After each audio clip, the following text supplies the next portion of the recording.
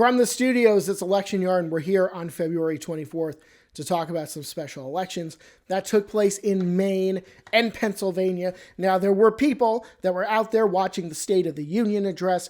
We were watching special elections because these were some important special elections in the context of the state houses of representatives where the seats were being filled. So let's take a look at the results. We'll start with the 94th House District of Maine. And now on our little graphic here, we decided to put a label there because you probably can't see the 94th District of Maine. It's a little blue speck on the map.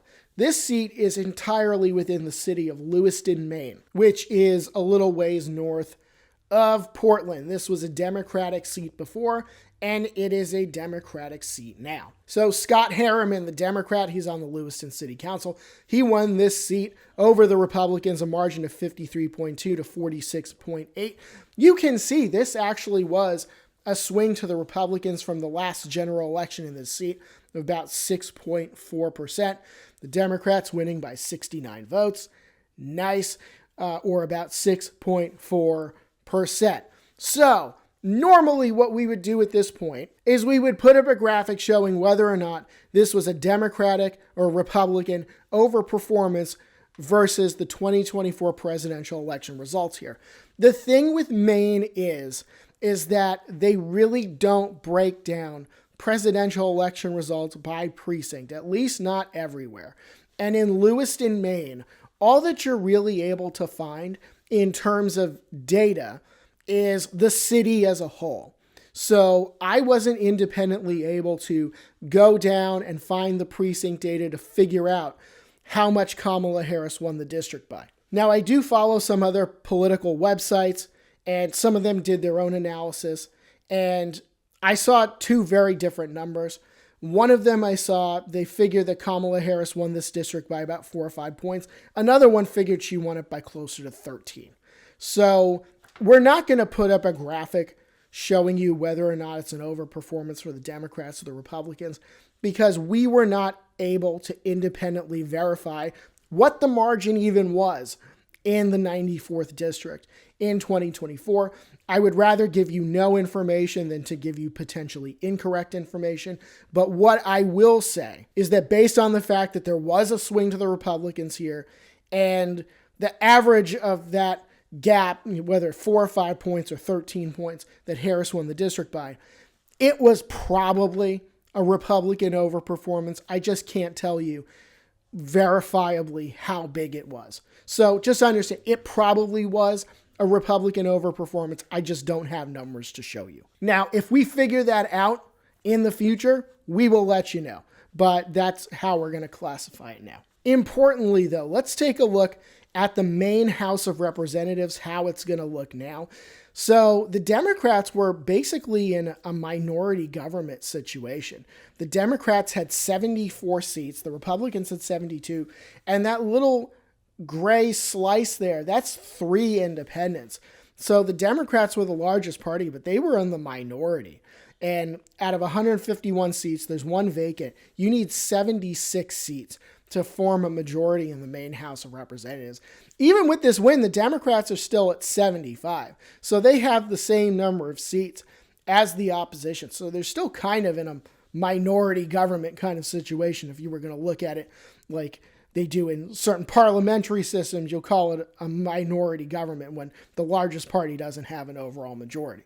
So the Democrats don't have an overall majority. But this was a very important seat for them to win, because what would have happened if they lost? The Democrats would be at 74, the Republicans would be at 73. So the Democrats, who are in charge, could theoretically be losing votes when they come to the floor. So this was a very, very important win for the Democrats, as was the next one that we're going to talk about. This is Pennsylvania House District 42. Again, a little label for you, a little blue speck out in the Pittsburgh area. So this was a Democratic seat before. This is a Democratic seat now, and I can tell you this was a Democratic overperformance. We'll tell you how big in a minute, because unlike Maine, Pennsylvania does give you precinct data that you can zoom into. You can add them all up and figure out what happened. So Jennifer Mazzocco, the Democrat, she won with 81.7%. Joseph Leckenby, the Republican, got 18.3. This was a 15-point swing to the Democrats from the last general election here. And the Democrats, Mazzocco, won by 63.4 points. So a huge win in this district. So you want to know how big of an overperformance it was? I will tell you, it was exactly 34 points. So the Democrats, Kamala Harris, won this district by 29.44 in 2024. And Mazzocco won by 63.44, which is exactly 34 points of a bigger margin. So a really, really big overperformance out in the Pittsburgh area. And we'll only talk about House District 22 briefly because actually at the time we recorded this video, hours after the polls closed, we're still under 50% of the votes counted there. So House District 22, a little spec, this district is located in Allentown, which is one of the largest cities in Pennsylvania, the eastern side of the state. So with 37% reporting, Anna Tiburcio, the Democrat, had about 67% of the vote. Robert Smith, the Republican, had 33%. Some outfits had called this as of Tuesday night for the Democrats. We'll hold off until later. We're just going to show you the results. We're not going to show you the overperformance yet. We'll do this next time that we do a video. We'll just kind of circle back to this race. I do think the Democrats ultimately are going to win this. This was a Democratic seat before. The Democrats seem to be in good shape here. So let's show you the Pennsylvania House of Representatives, and this does presume that the Democrats win both seats in Pennsylvania, as it appears that they will at this point. The Democrats were the largest party in this House, but they did not have the required number of seats for a majority. They were up 100 to 98 with 3 vacancies. So functionally, they had a majority, but 102 is what you need to actually have a majority. So the Democrats were 2 seats short of that, not anymore. As long as both of these results hold, they'll be up 102 to 98. So the Democrats have secured their majority, which is why both of these seats were very important. Had the Republicans won both of them somehow, the House would have been tied up 100-100 with 1 vacancy, and that would have been a mess. But the Republicans really didn't have much of a shot in the Pittsburgh seat.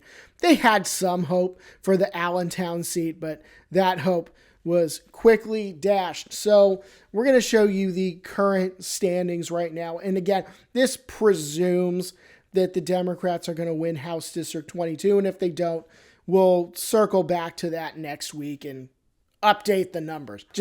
We can't wait all night for Pennsylvania to decide to release their vote counts. They're still sitting on 37%, and we're like 3.5 hours after the polls close.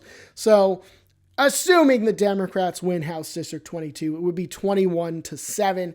So the Democrats still +1, which was that special election in the state Senate in Texas. So in terms of overperformances, we'll say it's 20 for the Democrats right now. And in that House district in Pennsylvania, the 22nd, Kamala Harris won it by about 17.5. The Democrats currently leading by over 20. So as of right now, that one is a Democratic overperformance, subject to change. The one out in Western PA is absolutely a Democratic overperformance. The one in Maine is probably a Republican overperformance, but we have it as indeterminate because we don't know the numbers. And it's really going to be very difficult for us to ever find out what those numbers are. But if you're a Republican, just take some solace in the fact that it probably was an overperformance. But you're probably not taking a lot of solace in how those numbers look, because the Democrats right now have 20 overperformances. You only have officially 3, and that there were 5 seats that were indeterminate. So the trends are continuing. The Democrats keep overperforming. This is what they want to see. And we're heading into our first big primaries of 2026, which are coming up next week, especially in Texas. That's going to be the main event. Also primaries coming up in Arkansas and North Carolina. And if you know what's good for you, you're going to stick around at Election Yard. Like and subscribe. Follow us on social media. We'll see you soon.